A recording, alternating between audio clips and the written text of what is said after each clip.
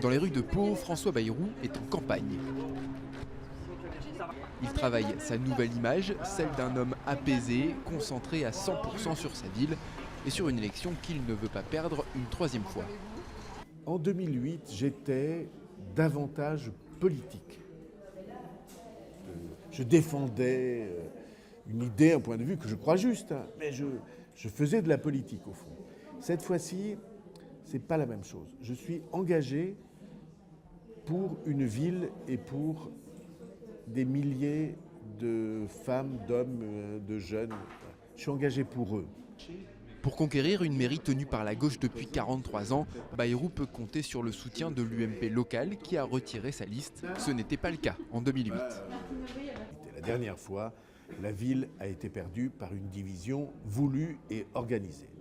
Et cette fois-ci, il n'y avait plus de place pour la division. Et tout le monde a fini par en conclure. Alors, bon, c'est vrai que nous n'avons pas tous voté de la même manière à toutes les élections. Mais ça, c'est une fois. Et il y a 30 années, cependant, où nous avons partagé beaucoup de choses. Face à cette alliance, la gauche arrive divisée. L'actuelle maire Martine Linière-Cassou ne se représente pas et le candidat du PS David Habib conduira une liste qui ne compte qu'une partie de l'équipe sortante.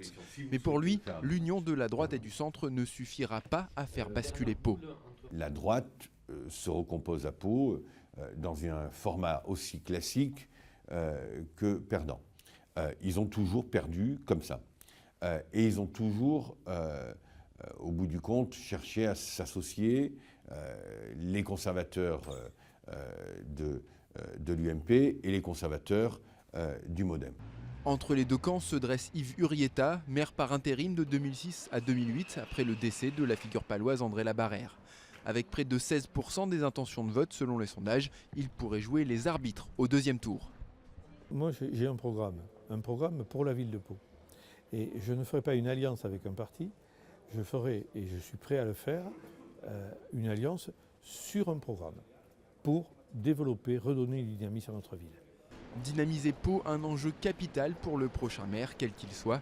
Car malgré un taux de chômage bas, environ 8,5%, la ville se vide peu à peu.